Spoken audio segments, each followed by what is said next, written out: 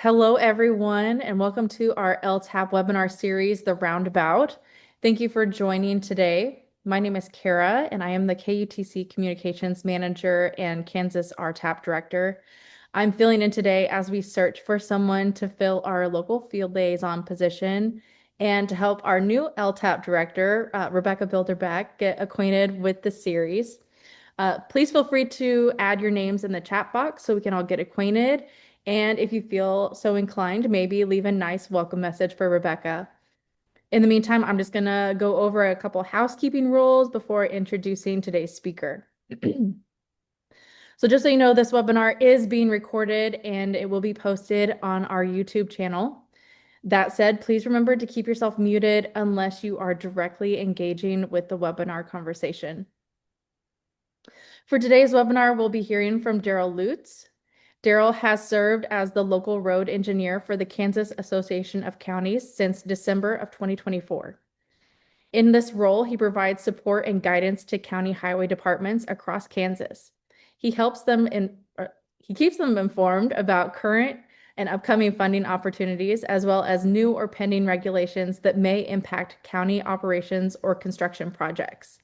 Darryl also develops templates for resolutions and policies, researches relevant issues, and shares helpful information with counties on a wide range of topics. And with that, I will hand it over to Darryl as we discuss asset management today.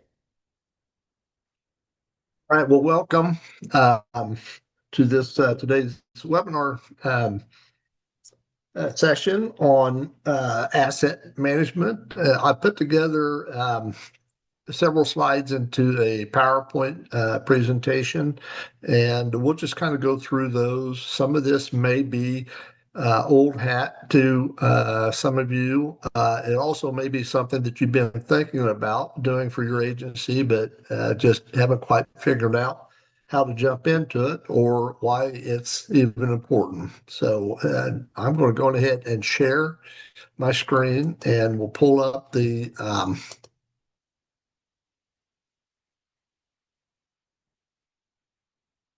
it can be technically challenged sometimes, but I will get this.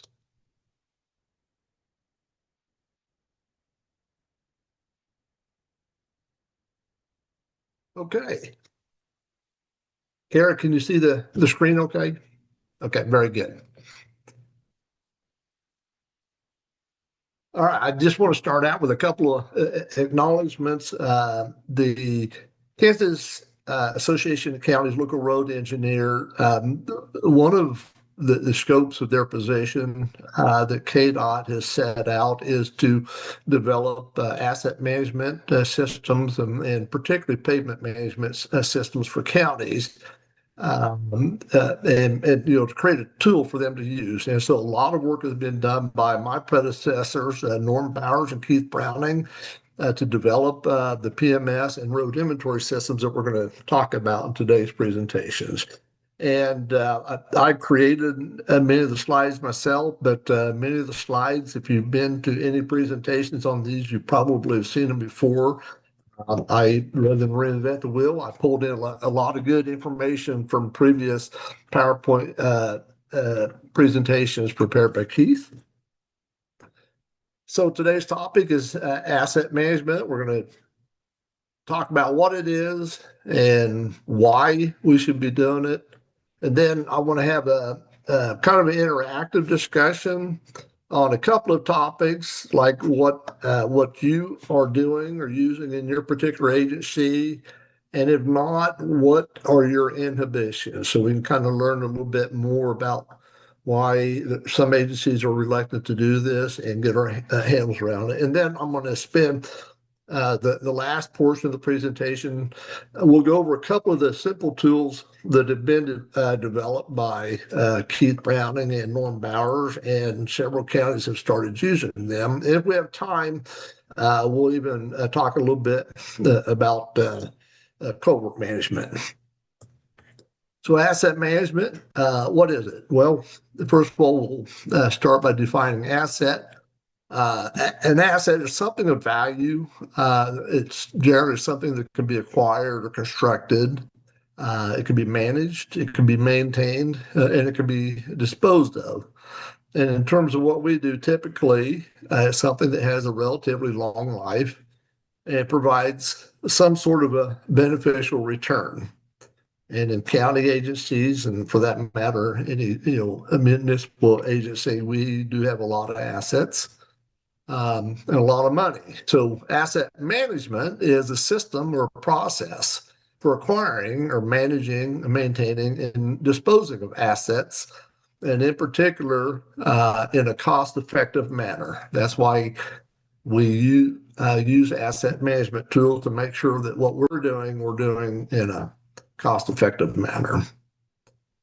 Um, Asset management for a simple system, your components would include an inventory of the particular group or category of assets that you're trying to manage. And that may include gathering pertinent information, like maybe what is acquired or built, maybe photos, sets of plans, or any reports related to that asset. Generally, it will include some sort of assessment of the condition of it through some sort of initial inspection and then recurring inspections. And then it'll include a means of updating information based upon any maintenance or rehabilitation or service work that was done on it. And generally, any system, even your simple systems, will be in some sort of a format, a spreadsheet or database type format, or something that makes it possible to manage the data, to sort on different categories, and then to display the data either through graphs or charts or putting it out on some sort of a GIS tool for presentation. So in local government, what types of assets do we generally have that we should be managing? Well, probably the primary thing we have are pavements or pavement sections, roadway sections, bridges, culverts, signs, and equipment. Those are probably the big ones for us.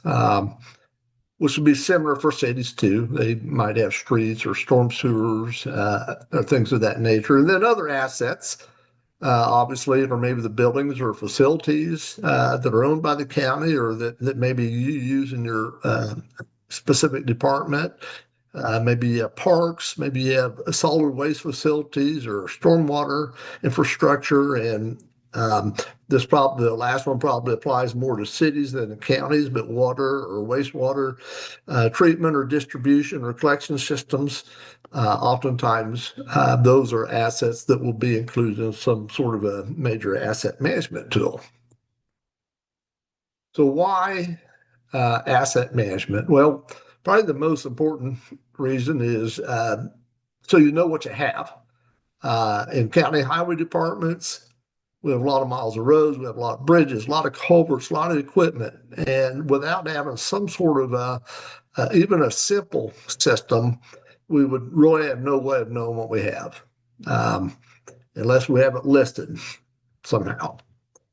Also, having all those assets and limited resources, it's possible to track conditions over long periods of time, any service or maintenance or repair or rehab type work. And that information is used to assist us in making decisions based on the data we collect, real data, not just adjective or descriptive words, but based upon real data and with sound engineering and economic analysis. This information provides support for budget requests. It helps demonstrate to taxpayers that their money is being used wisely.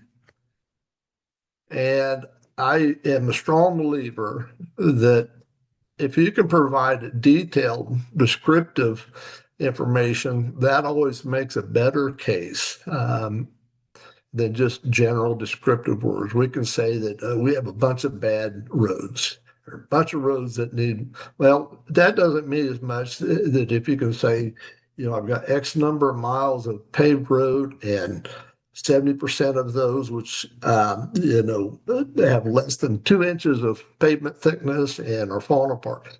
And through asset management tools, we easily can put that information together and do a lot better job selling our needs.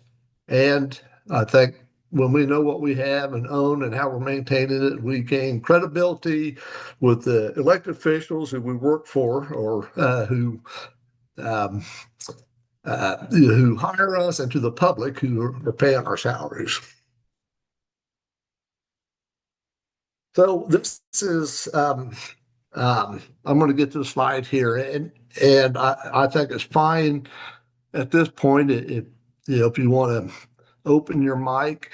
What I really want to do is find out what some of you are doing or using in your entity. Yeah, and this is kind of the first question, and then those later on in the next slide or two, we'll go into other discussions on maybe why we're not doing it. But I'm interested. Um, and I see a couple of familiar names, but maybe out in Russell County, I don't know. Justin, you're pretty fresh, pretty new out there. Do you all have any kind of like an asset management system in place for anything specific? Maybe more than equipment. Do you have something for on your road system or pavement sections? Yeah, we do. Actually, the secretaries, every time we do work on the roads or whatever, our guys all document what they do, and then we can put a price to that road and what we did to that road and everything. So is that like more of like a job costing type tool, or is it like a specific standalone pavement management tool? It's kind of like just like you said at first there. We do it through our STAR program. So we Okay. track all our inventory and everything on, and then we can pull it out and actually put it to the roads, and Okay. it's all one big system. All right. Very good. I see Shelley is on the line. I'm going to put people on the spot. I hope you don't mind, but be curious and maybe what's going on in your agency. Shelley, I know who you are, but I can't remember who you're with.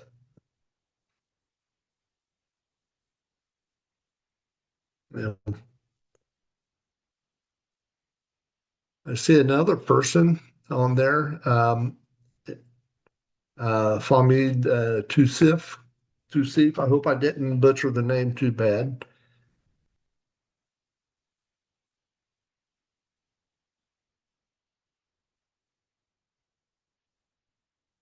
Okay. Well,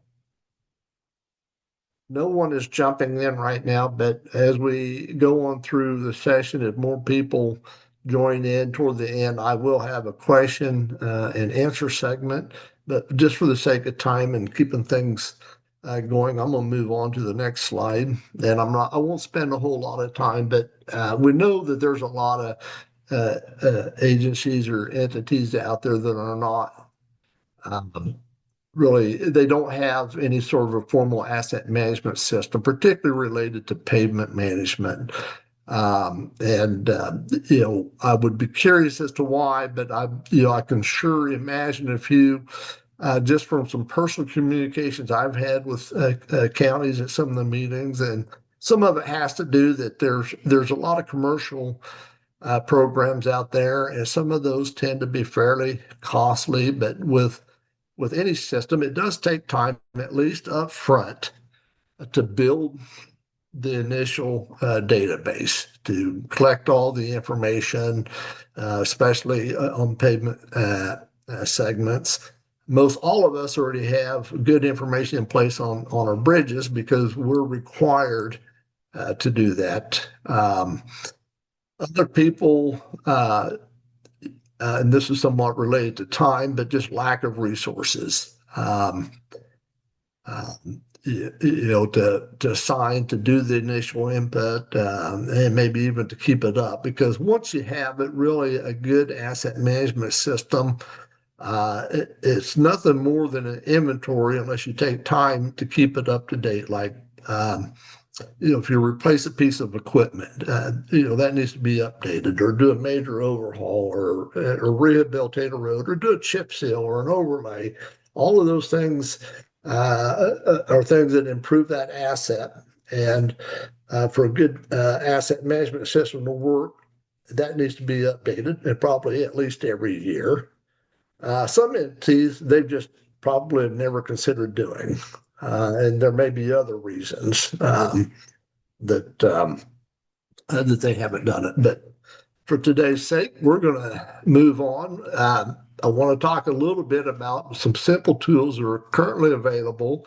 These are tools that have been developed by my predecessors, and there are several counties already that have either implemented it or are in the process of implementing. And one of them being the pavement management system tool, and the other is the road inventory system tool. And they're real similar to each other, but they have kind of different function or purpose. And then there's another system that's been presented or discussed at some of the district meetings that the counties hold with KDOT each year, and that's a culvert management system. There's a couple of counties that have developed a really simple culvert management system. We are refining that, and so we've not really gone public with it yet. But once we get that developed, that is a tool that will be made available. And just for your information, the spreadsheets and forms, all the documents that we're going to talk about on the culvert management system and the road inventory system, they're available on the Kansas County Highway Association website on the resources tab.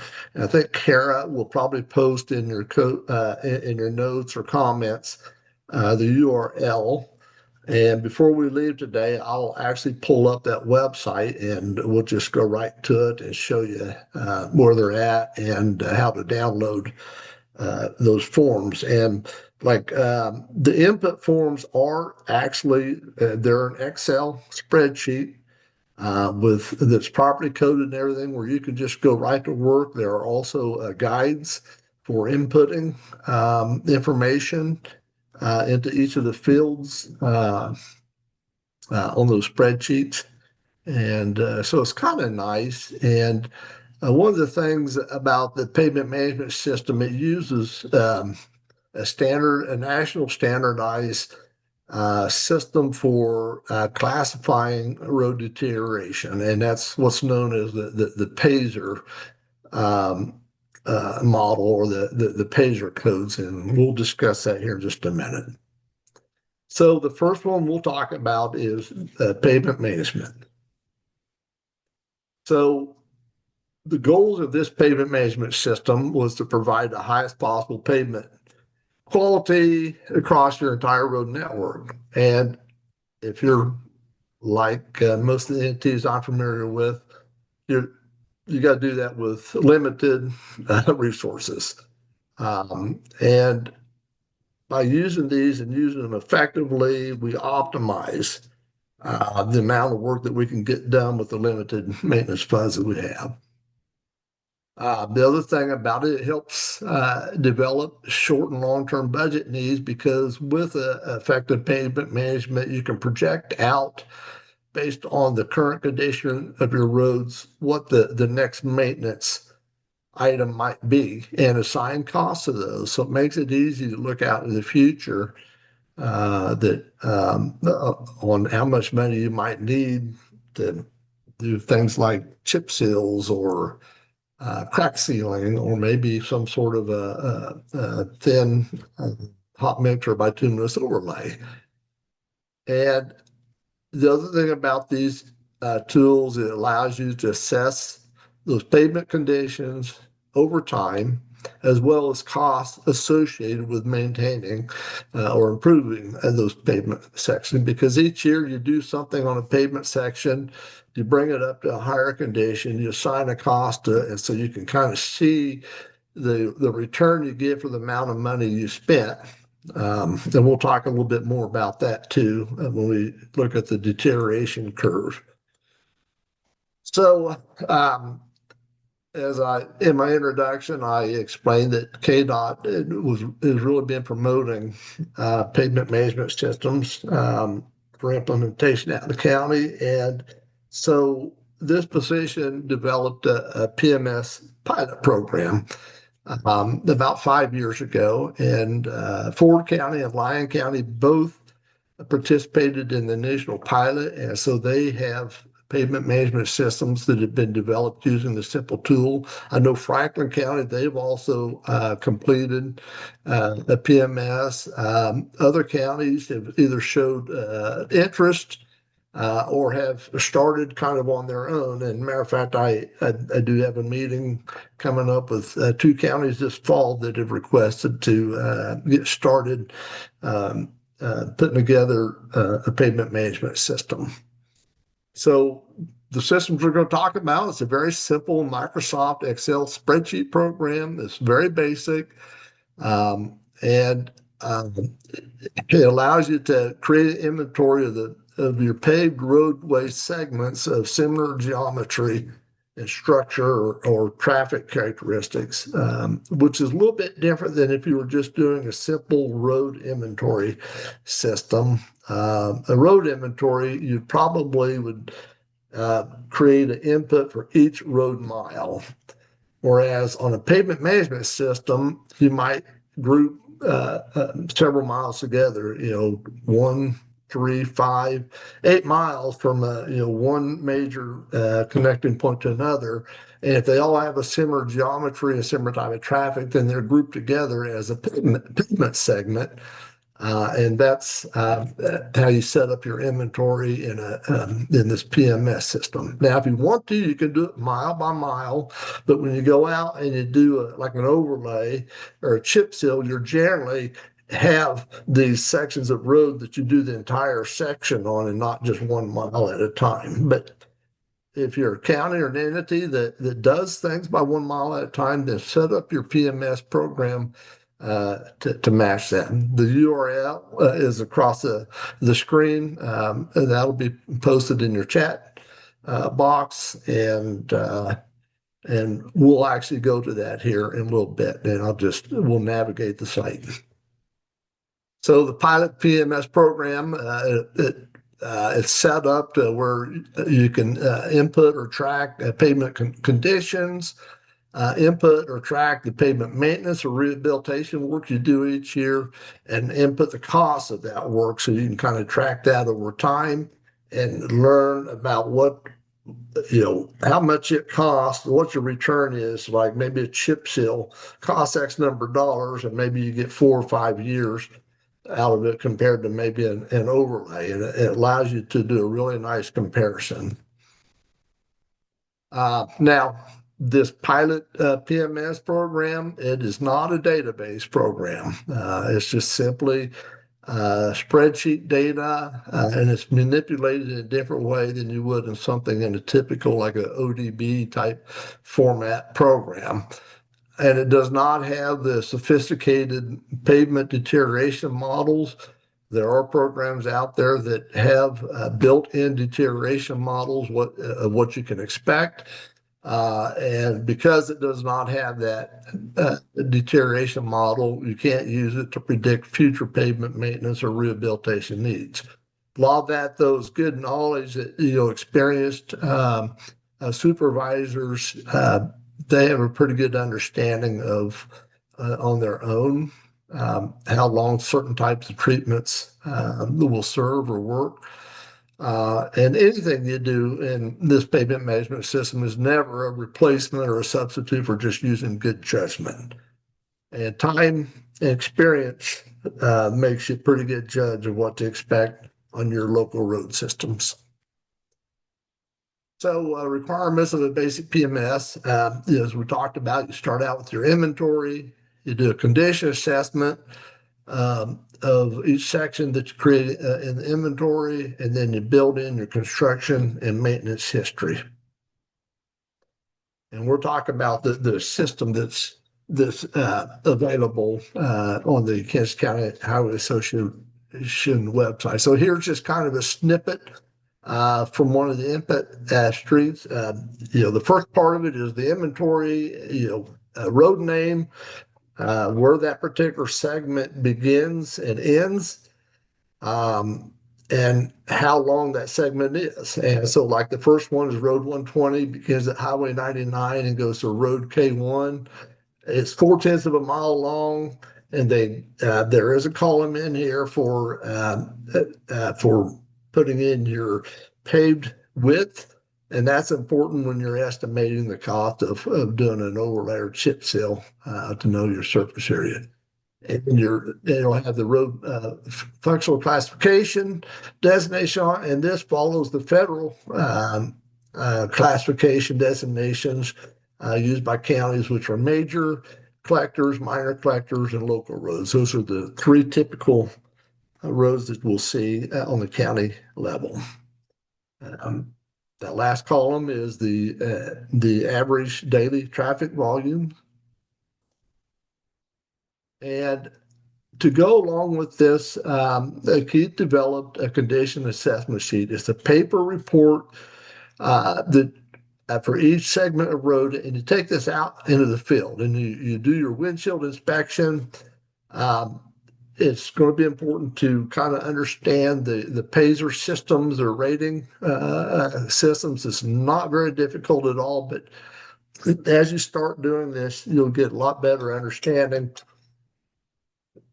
When you see the surface of a road, you're going to say, "Oh, that's a 5, or that's a 7, or oh, that's a 2 rating." But basically, your 1 is your lowest rating, which is a completely failed section of road, and 10 is like a brand new road surface. So that form is available that you can create and print. I think there's a way, if not, where you can probably, when you create your database or inventory, that you can probably populate these fields, but it wouldn't be too difficult for someone to figure out if it's not there. The PASER manual I'm talking about, this is what the cover looks like. It's a national standard that's in place that most entities use. No matter what type of pavement measurement system they have in place, they generally defer to the condition codes found in this PASER manual. And there's the scale of 1 to 10. The one at the bottom is basically failed. A 10 is in very top condition. Your moderate deteriorations are going to be kind of in your 5 to 7 range. They're fair, they're less than moderate, or are going to be your 4s and 5s maybe, and then it just goes down from there. And the book contains these pictures, kind of illustrations to help guide that, when you see certain types of deterioration, they give an explanation and maybe what the appropriate rating. And this particular page is one for looks like for a rating of 6. I talked about kind of this pavement condition chart or deterioration chart. We all know that the bottom line, the x-axis, is the age of the pavement, and the y or vertical axis is the pavement condition. And we all know that early in age or brand new or pavements start out in excellent, and this is just a typical curve over time. They gradually decrease, and then it becomes steeper. And the ideal time to do pavement maintenance when it kind of inflexes into that steeper range, and do some sort of maintenance to bring it back up to the 8 or 9 or 10 condition. But this chart is based on depend upon the rating, maybe the typical type of treatment that you would do on it. And they're saying that you may be a 7 or higher. You're probably just doing some crack sealing or very minor patching. A rating of 5 or 6 is probably something that you can bring back up just by doing a seal coat. Once you get down below a 5, then you probably are doing a fairly significant structural improvement, like a heavy asphalt overlay, or worse, just complete rehabilitation. So, part of your construction maintenance history, if you know when the road was built, or in its current state, or last major rehabilitation, you include that information in your inventory, and then track the maintenance or rehabilitation activities that have been done over time. And there are a series of columns for each year and each one of these activities has a code that you can use to put in, and that way you kind of track the history of how often you've done crack sealing or maybe heavy patching or chip seal. Now, so the system that developed by the Kansas Association of Counties Local Road Engineer is a very a simple system. But there's a lot of other systems out there. And some of them are more streamlined. Some are set up where you can do your field entries using a tablet or a notebook. The system we have, I suppose you could load your spreadsheets and put it on a tablet and carry it out there, but it's not like a database where you come back and you sync it and it uploads your current data to your server or whatever. And there are some consultants out there, and I had a couple of meetings with the local consultant here in Wichita that's done a lot of work in developing tools for doing pavement condition assessments using video, and it's very slick what they've done. So the commercial softwares they're more sophisticated, and they tend to be more of a database type systems and not a spreadsheet systems. They'll have built-in deterioration models. They'll have prediction algorithms in it to predict future maintenance. But they do require a lot of extensive data input, and they can be relatively expensive. But they do provide the means to track your pavement inventory conditions, your maintenance and rehabilitation costs over time. PMS, it provides the reasoning for proposed pavement maintenance and rehabilitation when you're presenting to your commissioners or trying to justify budget requests. And of course, what's really important is that public trust that you know what you're doing. And I think when you have these good tools in place, you're able to demonstrate that. So I'm going to move on to the next tool that's available, and it's very similar to the pavement management system tool, but there are some differences, and that's the road inventory tool. And the reason I guess I want to spend a little bit of time really promoting this, and KDOT is particularly important. About every 10 years or so, KDOT and the state legislature go through this process of developing a new transportation funding program for the state. And it's recognized at the local level that we have very large systems. We have a very large road system and network. We have a very large bridge inventory. A lot of accidents occur on local roads, but we don't do a very good job selling our story.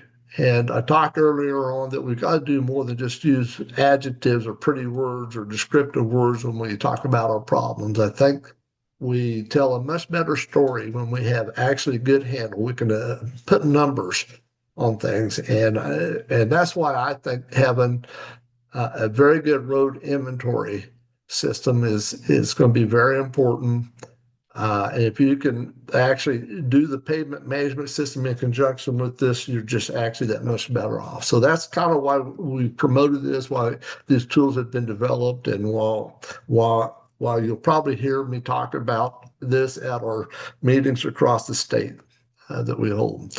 In a couple of years, our current the Ike transportation program is going to be coming to an end, and the state legislature is going to be in the process of developing the new program. I think if we could do a good job getting a better handle on our inventory and describing the condition of that inventory, I think we make a better case to them while we're asking for money. So similarly, the road inventory system is available. It is also a simple a Microsoft Excel spreadsheet. It's out there on the KCHA website under the resources tab in the road inventory folder. We will go to that. And there's, I think, 3 files available that can be downloaded. One is the blank spreadsheet form. Another one is a sample spreadsheet form that's been filled out, so you can kind of get comfortable on the inputs. And then there's a road inventory guide that is kind of a descriptive guide of how to fill out each field, get you a better handle on what on the information. So there's some sort of consistency or continuity from county to county and how the data is being entered. So the first portion of a road inventory system is just the basic data, and it's very similar in the pavement management system program. You're going to have your road sections, lengths and widths, surfacing type, surface condition, shoulder type, and width. Now keep in mind that road inventory includes all of your roads, your aggregate surface roads, your unsurfaced roads, as well as your paved roadway segments, whereas typically your pavement management systems only have inputs for paved roads, and counties have a lot more than just paved roads. So this is a snippet of one of the spreadsheets, fictional spreadsheets that's been created. Actually, this may actually belong to a county, but it's out there on the website. So you've got columns for your road names, your beginning and ending points, the length of road, the surface, the type of surface, and the condition of the surface. And then your shoulder width and your shoulder type. This covers all that basic information that I just talked about. And then in addition to that, then you're going to have like a traffic or counts. If you have percent of trucks, that's good information to have. You may or may not have that. KDOT has done a lot of work to do traffic counts out on our major and minor road systems, county roads in counties. So a lot of that may already be in place. Maybe you do your own traffic counts from time to time. The right-of-way width is important, pertinent information to have. The federal function classification that road is designated as, and the 3 primary ones are major collector, minor collector, and local. And then there's some fields or columns to input drainage conditions, roadway geometry, which might include vertical sight distance, a horizontal sight distance, or any deflections or changes in the roads, and then roadside safety features. And so these next 2 slides are going to be kind of the columns that you would fill out. That first one's your right-of-way width, then your federal functional classification.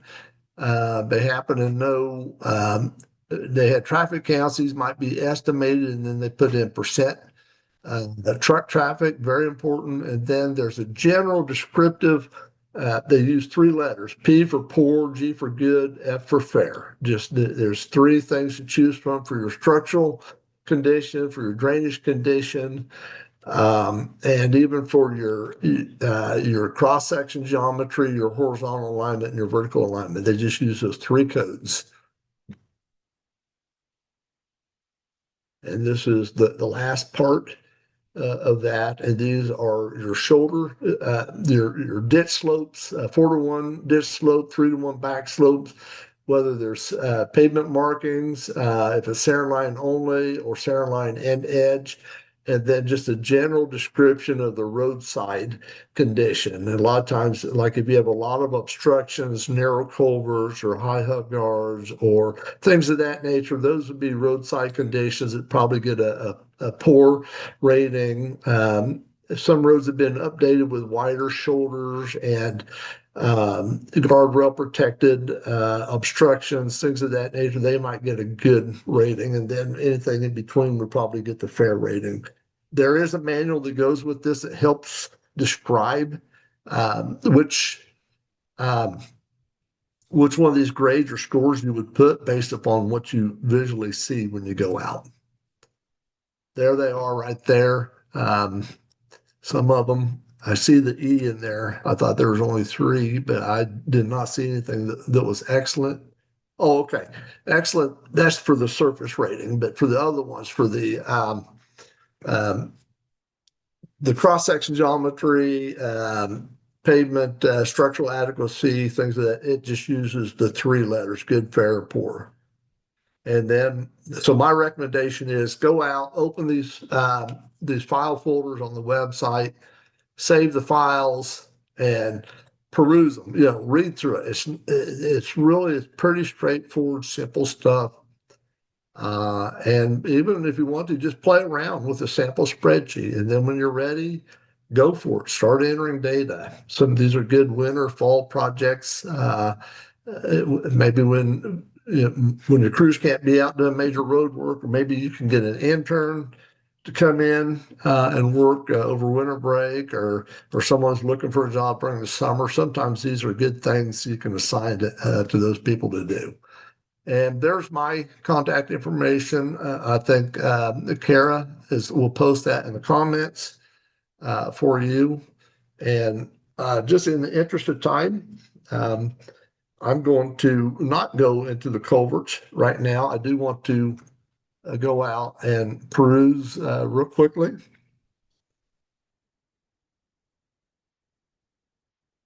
Actually, probably what I ought to do is just pick one of those slides and I think I can open it right here.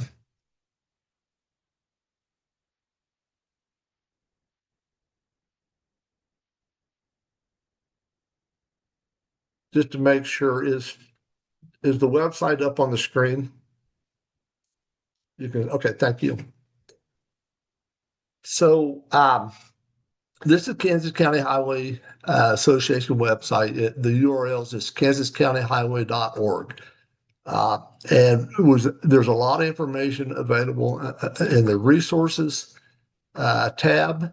And then the 2 primary things we talked about today, you'll find in folders on the left side of the screen. One is pavement management systems. That was the first one we talked about. The next one is road inventory. And eventually we'll have one up here for culverts once we get that refined and ready to push out. So we'll click on pavement management systems and the files that are available right now to download. And that is here's actually a new form. This is a blank form where you can go in and start filling out data across the bottom. You'll see these different tabs.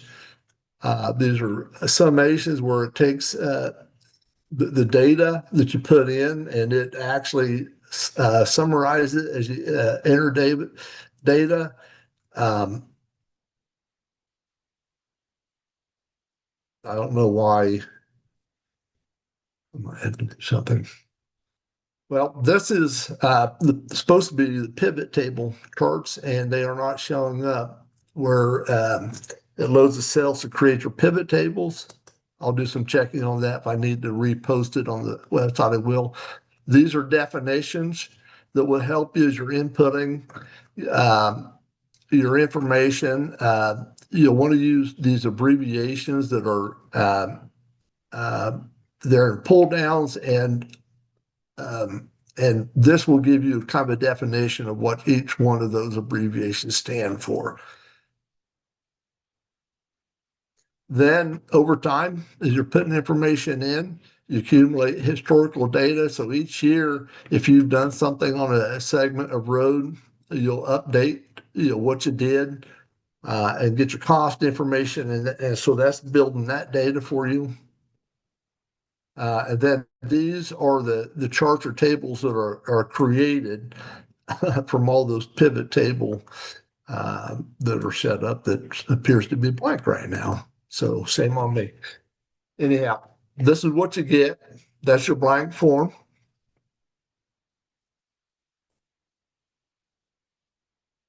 I talked about the Pacer manual. You can download it right here.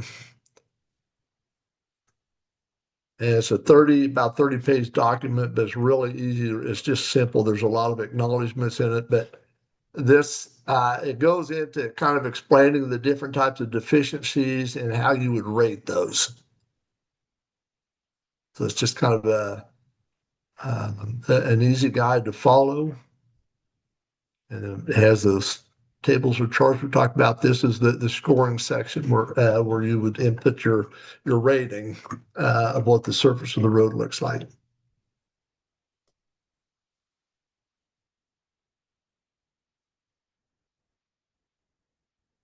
All right.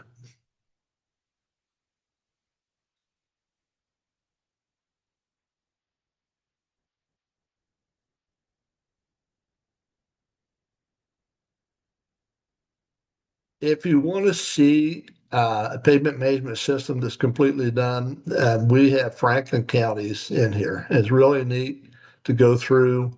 There's a guide put together on their pavement management system, so it makes it easy to follow how they did their inputs. And then if you actually want to see their actual spreadsheet, you just click on the Franklin County PMS, and you can see that real data. So let's take a real quick look at road inventories. There's a guide that you use for a descriptive guide for how you fill out each one of the fields. You can that's a Word document actually. You can download it. And then we have the spreadsheet. This spreadsheet actually is a little bit more active as it has it's more colorized with your predefined information. Oh, I got it. It may not let me do it until I actually download it from the website because it can't. Um, so it allows you to do limits your surface condition rating to A, B, C, D, or F. So that probably aligns with the excellent, good, fair, poor, failed. And so the book, that Word document book, will go through the descriptors for each one of those for you. And on the road inventory system, rather than going through full pavement management approach, it allows you to just use a general descriptor of what the surface condition is like without doing a full-blown pavement management assessment.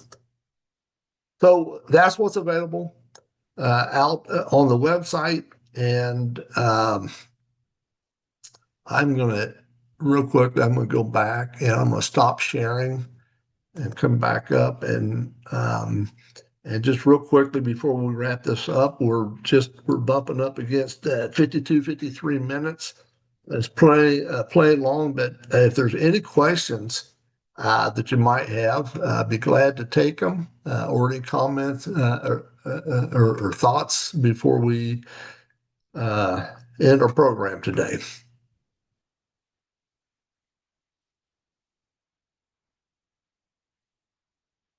We don't have too many more on there. So I'm not seeing anyone jumping in. Um, I will make, I'm going to go back and just share one more time real quick, or maybe Kara, I'll let you run with it to talk a little bit about our next or upcoming webinar in December.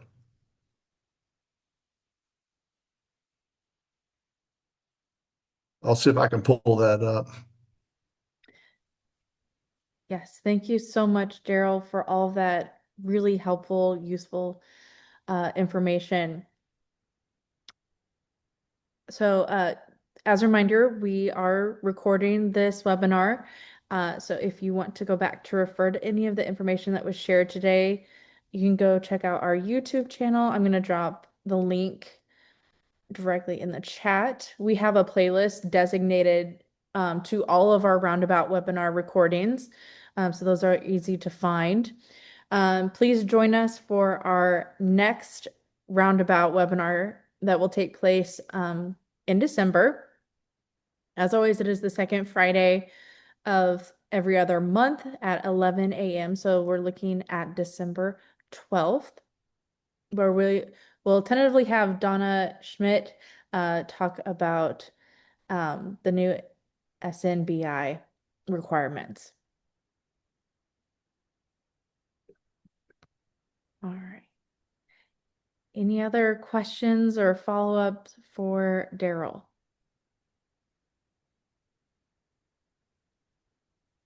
Well, thank you very much for joining today, and best wishes to everyone out there working on their asset management systems. And I am available. If you have any questions or want to implement one of these tools, please contact me and I will help you get started. Awesome. Thank you so much again, Darryl. Thanks everyone for joining. Hope you have a great weekend. Bye, everyone.